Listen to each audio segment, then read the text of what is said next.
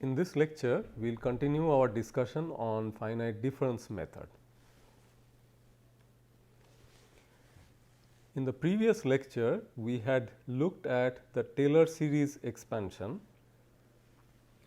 We realized that Taylor series can be written for both directions if you are expanding it about a point x, and it could be x plus h and it could also be x minus h, where h is a small distance. So, we derived both these expressions last time for f of x plus h and f of x minus h, and by rearranging the first equation we can see that we derived an expression for f dash x, and for rearranging the equation 2 we got the expression for f dash x for two different cases, what we call as the forward and the backward difference. Obviously, if you have a point x and a nearby point x plus h to the right, x minus h to the left, we inherently mean that this is the positive x direction, and therefore, if you move further towards the positive direction, it is the forward direction. If you move towards the origin, this is the backward direction, and accordingly we name the difference expressions as forward or backward differences. Interestingly, we noticed that the truncation error terms for the forward as well as the backward difference cases had terms containing h. In one case it had a negative sign, in another case it was a positive sign, and in both cases it contained a second derivative of f. So, we go back to the points noted above, the bullet points, to realize that finite difference method produces algebraic expressions to approximate the derivatives. So, expressions like this are algebraic in nature. The truncation error term of the Taylor series, which we drop out in course of the approximation, it contains terms which comprise of grid spacing raised to some index, that is the h term, and a higher order derivative of the dependent variable. So, we are finding an approximate expression for the first derivative of x, or rather f, and we are left with a second derivative of f with respect to x in the truncation error part. In general, we look at the index of the h term n in order to decide on the order of accuracy. So, we realize that both forward as well as backward difference here have first order accuracy. Of course, we do not know what exactly would be the contribution of the second derivative of f in the leading error term of truncation error, but we at least know that the index n over here is equal to 1, and that gives it the first order accuracy. We also discussed that in general we would like to have larger values of n in order to have higher orders of accuracy. Importantly, truncation error determines the rate at which error decreases as the spacing between points is reduced. So, for example, if you were to make the grid twice as fine in this case, then the error would reduce by a factor of 2. However, if you had a scheme whose truncation error leading term had an index of 2, that means you had a h squared term as the first term in the truncation error, then if you refine the mesh and make it twice as fine, then the error will go down by 4 times, and that is one of the major advantages of going for higher order accurate schemes.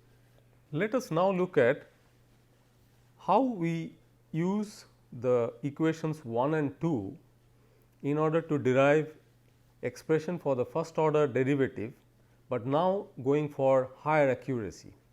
So, the forward and backward differencing that we have used earlier, given by equations 1a and 2a respectively in the previous slide,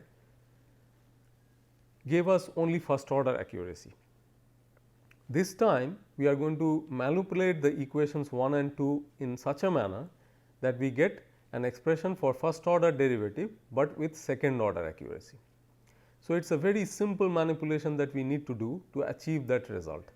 So, if you subtract equation 2 from equation 1, you would obtain that result.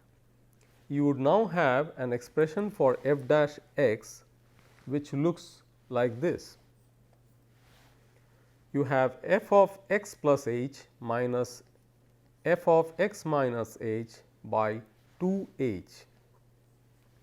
Now, you have a 2 h in the denominator instead of a h. The reason being that you now have a gap of 2 h connecting the 2 points which form the formula.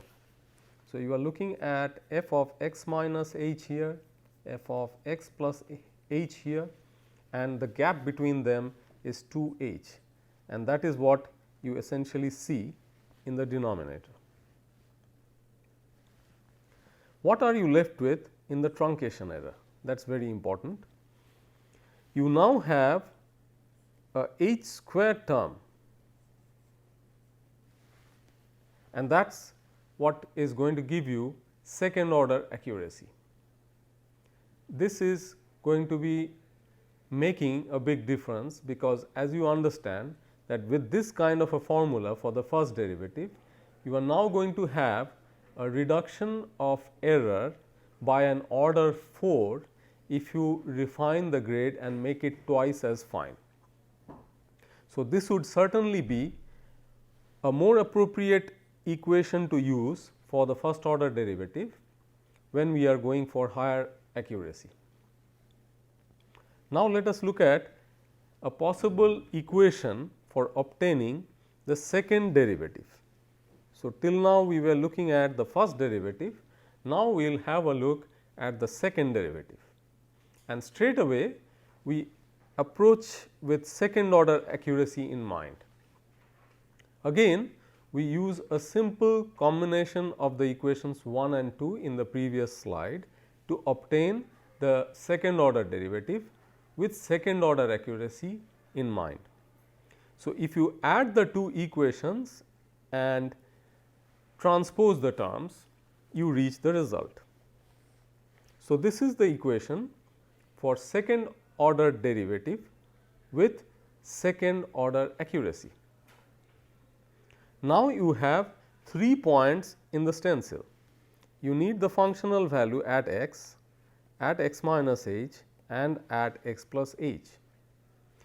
And also note what you have in the denominator.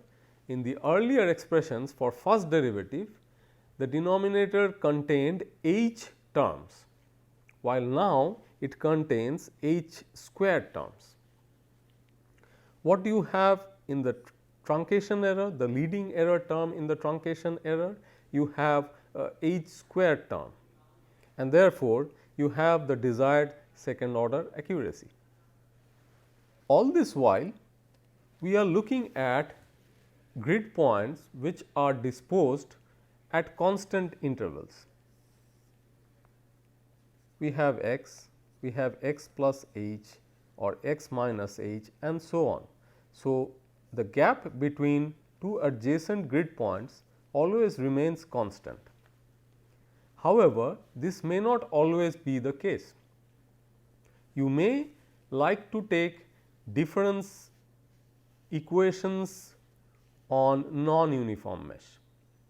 In that case, the equations will get a little more involved, in the sense that you will then have to expand in Taylor series with varying gaps between adjacent grid points. In general, that may also affect your accuracy to some extent. In general, if you have non-uniform mesh and Taylor series expansions done in that manner with different grid intervals, you will generally have a reduction in accuracy.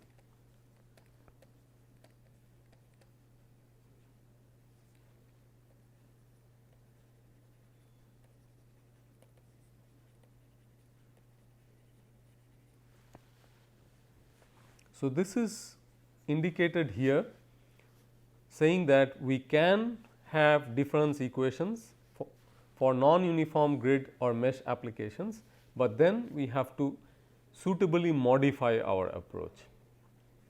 Another interesting thing which you may think about is that if you are defining a function f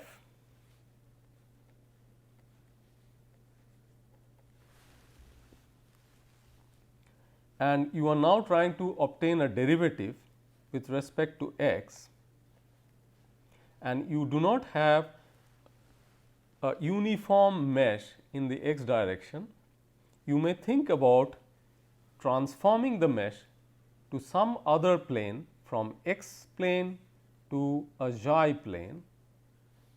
X has a non-uniform mesh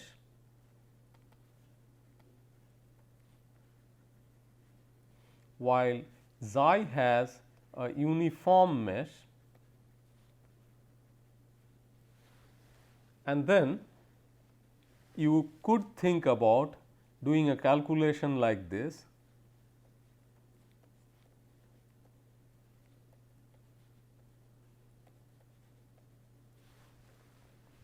So, in that case, the advantage would be that you can calculate this derivative on a uniform mesh, but then you have another factor here which needs to be evaluated. This factor would have to be correctly evaluated. This does the scaling between the uniform and non-uniform mesh. We will discuss about this aspect later when we discuss about grid generation. We will now try to do an illustrative example. We are going to discretize the one dimensional steady state heat conduction equation without any heat sources or sinks and with constant thermal conductivity. So, we have come across this equation earlier when we talked about the Laplace equation, and Laplace equation in general could be in multi dimensions, but here we have reduced it to one dimension, and that is what makes the partial differential equation essentially an ordinary differential equation. And now, let us try to solve this equation by using some suitable boundary conditions. Now, if you want to solve this problem, you need to know what kind of boundary conditions or combinations of boundary conditions could actually work out to give you a unique solution. So, such kind of boundary conditions will be stated as well posed boundary conditions. Incidentally, in order to solve this problem, you could either go about imposing the value of the temperature at the two ends of the domain. So, this is a one dimensional problem, as we said, and we can try to solve the problem by defining a domain like this and then imposing the temperatures at the ends of the domain. Let us say this is the left end and this is the right end of the domain, and since it is a one dimensional problem, we can just draw a straight line of a certain length and impose the boundary conditions at the ends of the straight line. So, those are essentially the temperatures. Now, when we set the temperature directly at the ends of the domain, that is what is called as a Dirichlet boundary condition. This is not the only possible way of defining the boundary condition. We could also set the gradient to a certain value at ends of the domain, but then we have to be a bit careful here. We can do something like this, that we keep the left end temperature intact and we try setting the temperature gradient to 0 on the right hand side, which makes it an adiabatic boundary,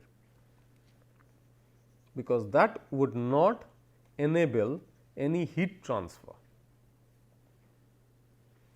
Another way of imposing boundary condition could be that you keep the right boundary temperature intact and try to set the temperature gradient equal to 0 on the left boundary. However, we do not impose the 0 temperature gradient condition simultaneously at the two ends of the domain, because that would fail to give us a unique solution. There are some other issues as well. Depending on the kind of equation that we are handling, we expect a certain variation of the dependent variable, which happens to be temperature in this case. So, this being governed by an elliptic partial differential equation, which is essentially modeling a diffusion phenomena, we expect that since there are no sources and sinks in the intermediate domain, the temperature should linearly vary between the end conditions that you have imposed, if it is a purely Dirichlet boundary condition based problem that you are solving.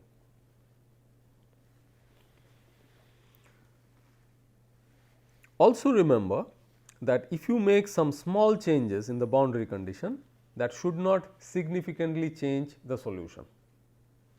So, these are some of the important issues of the solution which we have to keep in mind.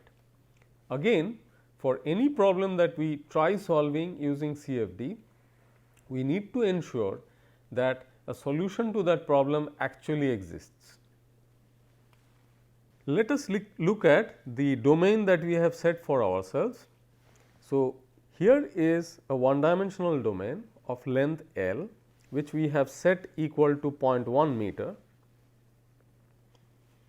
and we have a left end temperature equal to 600 Kelvin and a right end temperature of 200 Kelvin. And we want to find out by using a finite difference approximation that how temperature could vary in the intermediate domain. That means, this region, just leaving apart the boundary conditions. For doing that, here is a convenient situation we have in hand. We have an exact solution to the problem. If you integrate it twice, you get the temperature expressed in terms of two arbitrary constants, and then if you impose the boundary conditions in that expression. So, T equal to 600 at x equal to 0, because we are setting this as the origin, the left end as the origin. So, T is equal to 600 Kelvin when x is equal to 0, which means B takes up the value of 600, and then you impose the condition that at x equal to 0.1 meter, you have a temperature of 200 Kelvin. So, you already have B, therefore, on the right hand side you will have 200 is equal to A into 0.1 plus B, which you have already found to be 600. So, you can solve for A, which will come out to be minus 4000, and therefore, you have the analytical or exact solution available. Now, this would be a good situation, because you will then know that how good or how bad your finite difference solution is doing when you try to apply it to this problem and solve it using FDM. For doing FDM, we put two grid points at the ends of the domain corresponding to where you are imposing the boundary conditions, and we put as many intermediate points as we want. In this case, we have decided to create 4 equal intervals spanning the total length L, and therefore, we had to put 3 points. So, now once we put the 3 points in such a manner that we get a constant delta x between adjacent grid points, we can say that the grid points vary from 1 to 5. Now, let us try to write down the equations at each of those grid points. Let us see how they would work out. So, using the finite difference expressions that we wrote earlier, we take the grid point 2 and I am putting double dashes to indicate that we are expressing the second derivative of t at that grid point, and you know by the second order accurate central difference scheme, this would be the description for the second derivative at that grid point, and by the governing equation this should be equal to 0. Similarly, you can go about writing the governing equations at the different grid points adjacent to point 2. So, as we move further into the domain, you go to the point 3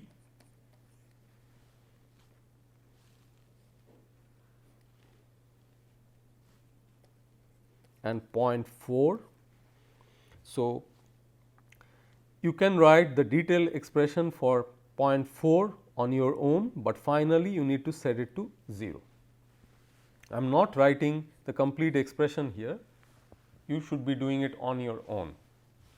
Now, if you look at this equation, if you slightly rearrange it, what do you have from that equation? You have a result which looks like T 2 is equal to T 3 plus T L by 2. When you look at the next equation, what do you have?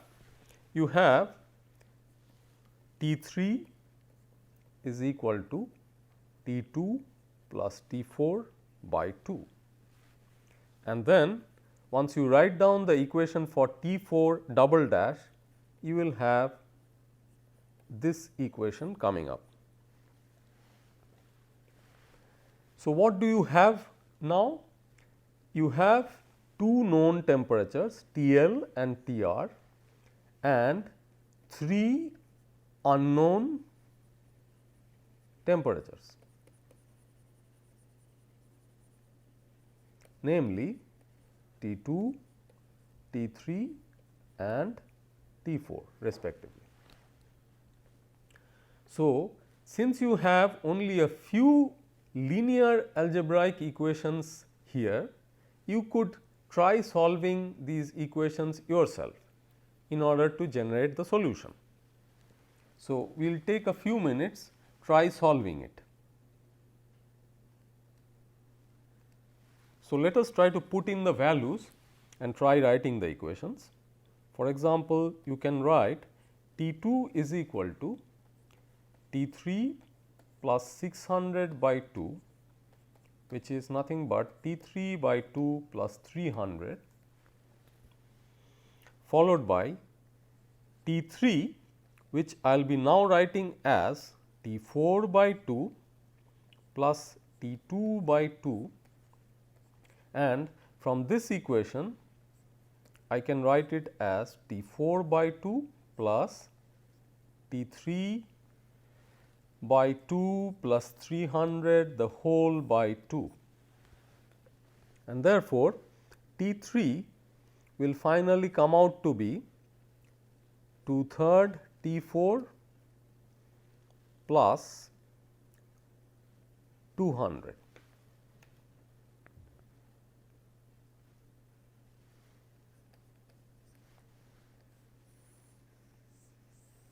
So, this is an equation for T3 expressed in terms of T4, and now what we are going to do is we are going to go to the T4 equation and we will write it as T3 by 2 plus Tr by 2 and substitute this equation here to give you T4 by 3 plus 100 plus Tr by 2 gives you another 100. So, finally, this equation can be slightly rearranged to give you 2/3 T4 is equal to 200, which implies that T4 is equal to 300, and mind it that it is 300 Kelvin. So, if you back substitute this value into the previous equations, you will get T3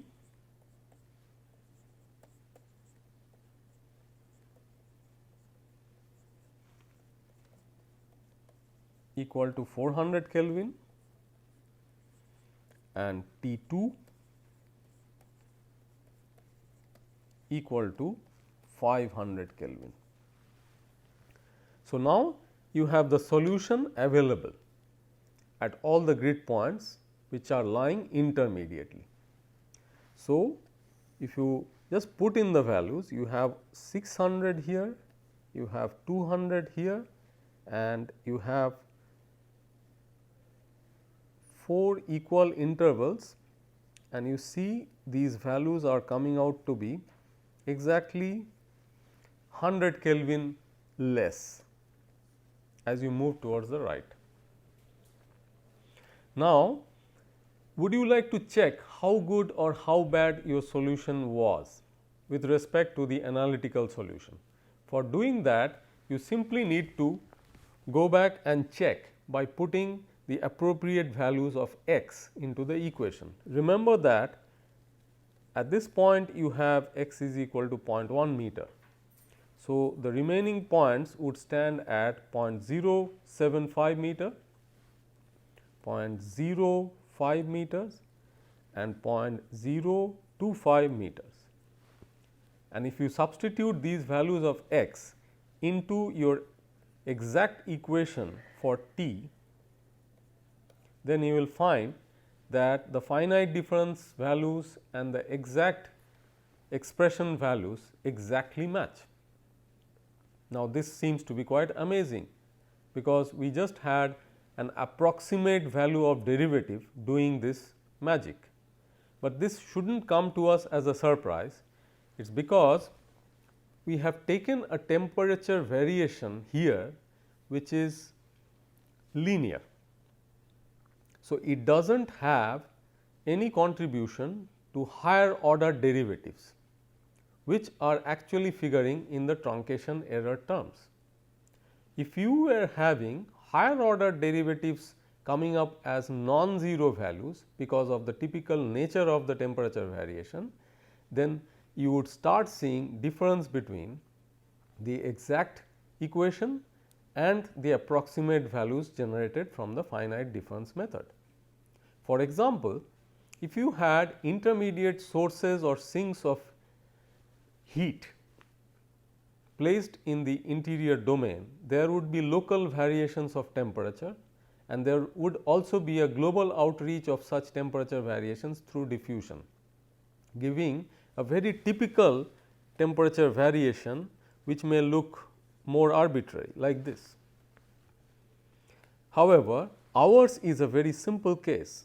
It drops straight from 600 to 200, and because of the lack of such variations, the finite difference scheme is able to give you a solution which matches exactly with the analytical solution. We will discuss more on these issues in the next lecture.